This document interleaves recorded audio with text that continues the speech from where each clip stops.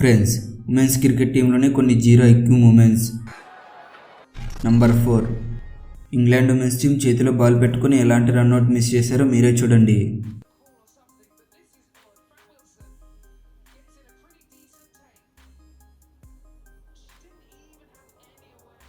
Number 3, ఎస్తికా Bhatia batting చేయడానికి వచ్చేటప్పుడు advertisement యాడ్ని తగిలి కింద పడిపోవటం.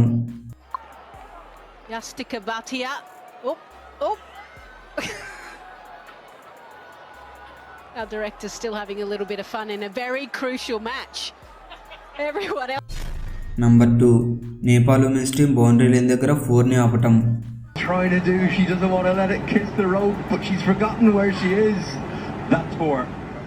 You can't be the other side of the road. Number 1, women's టీంలోనే బెస్ట్ ఫన్నీ రన్అట్.